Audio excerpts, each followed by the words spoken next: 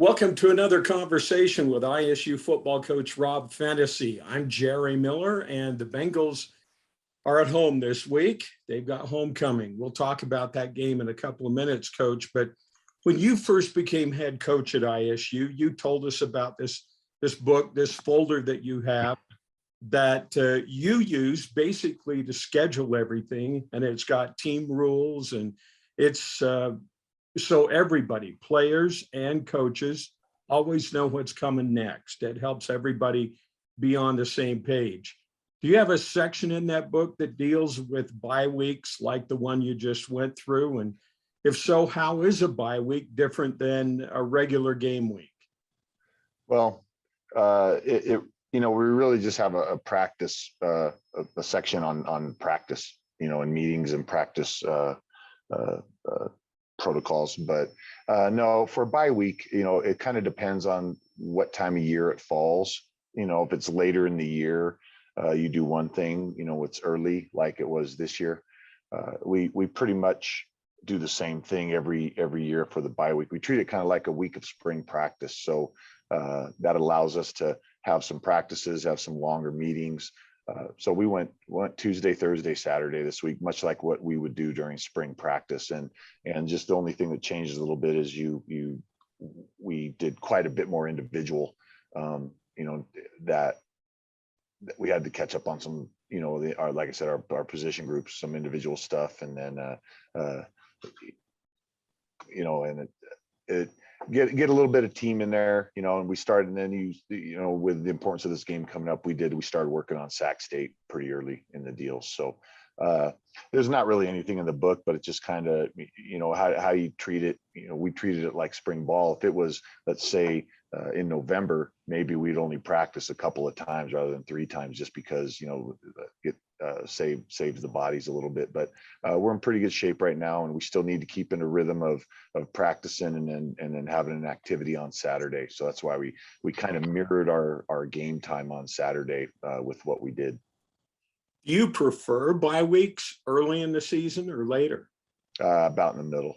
I'd prefer it to be after week 4, 5, 6. That's early. The only problem with that is then all of a sudden we're on a 9-game stretch now. And so that's kind of tough.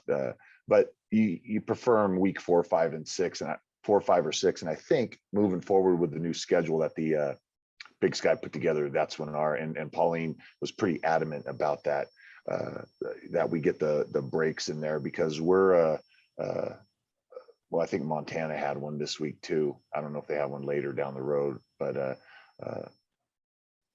everybody else is going to have one, here in the next couple weeks. So we would like to have that too a little bit later. But this one actually turned out to be at the right time. Long bus trip back from Reno, and it was good that we didn't have to practice and game plan and get ready on Monday.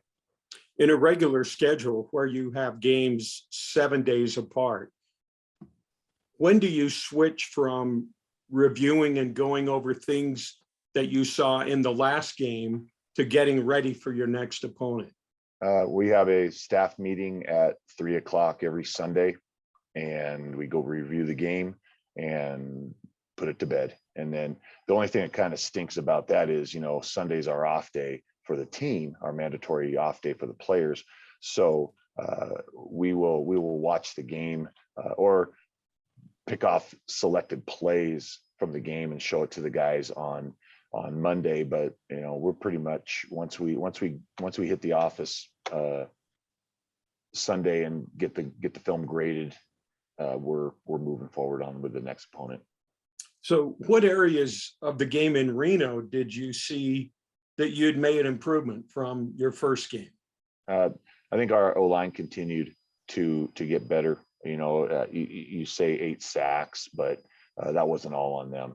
And Coach Mike Fair would be the first one to tell you that. So, I thought they played pretty hard. They played well, and TC and the crew, he's got those guys going. So hopefully we can continue to improve that area, and everybody else can kind of pick up and come along too. Our guys are still playing hard, but now we have to, effort and attitude's been great. Okay, now as coaches, which we're doing our best, put them in position to be successful and go out and execute. And that's an area where we got to be a little bit better.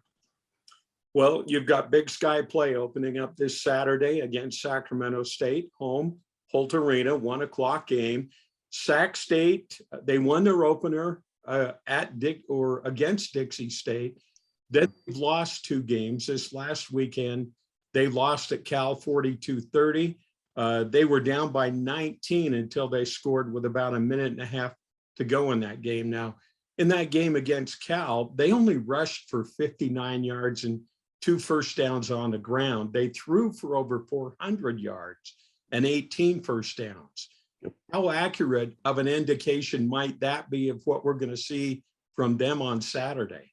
Well, Sac State, Troy Taylor's an excellent coach, and I'm sure he'd like it to be a little bit more balanced like everybody else. But they went with what was working, and it was successful. They hung in there and slugged it out with a Pac-12 team.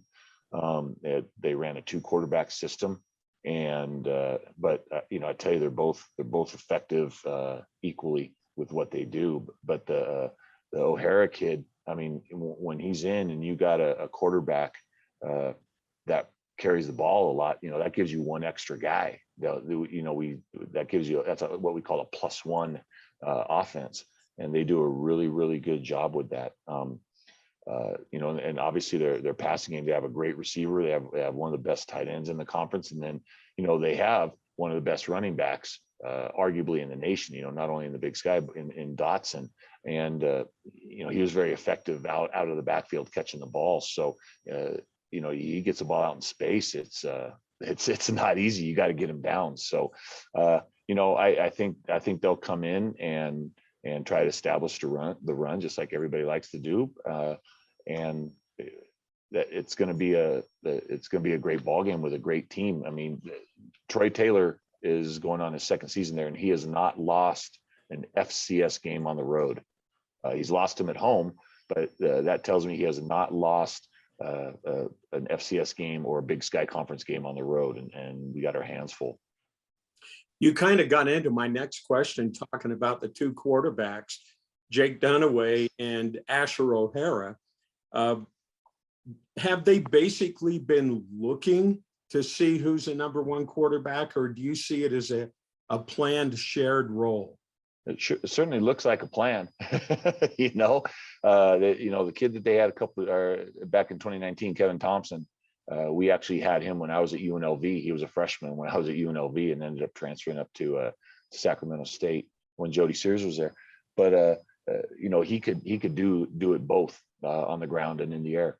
And I think what Coach Taylor's got going is a 2-headed monster. And if both are hot, he's going to roll them both. If one gets hotter than the other, but I think that's part of his plan. But we'll have to see. It definitely makes your preparation a lot tougher, because you're preparing for 2 separate styles, and you can't just sit there and really, really focus on, is it going to be Dunaway back there slinging it around, or is it going to be O'Hara running the ball with his own read and option and all the stuff that he does when he's very effective. So Coach Coop has work cut out for him.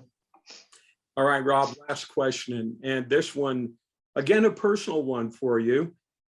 Even if you weren't paid for coaching, win or lose, what part of the coaching game do you love the most? There's a whole lot of facets that go into this. First is recruiting. I love going out, meeting young men and their families, selling Idaho State and Pocatello to them, and show them where they'll fit in with our football team, and what a quality institution this is. And then watching them grow from a freshman to a senior getting their degree. I'll use like O'Shea Trujillo as an example, or any of those guys like that, Tanner Connor. So the recruiting aspect is very, very fulfilling, but also just during the season, the game preparation, Sunday, Monday, Tuesday, getting a plan together, going out and having the players work on it and practice it, and then go out on Saturday and execute. And there's no better feeling than singing the fight song in the locker room after the game with the team and seeing the smiles on everybody's face. That's something that it's you can't describe it. The feeling, and I just love it when we have success for those guys. I could care less about me. It's not about me. It's about those 100 guys in the locker room, and the best part is game day. When you come out on top, seeing how happy everybody is.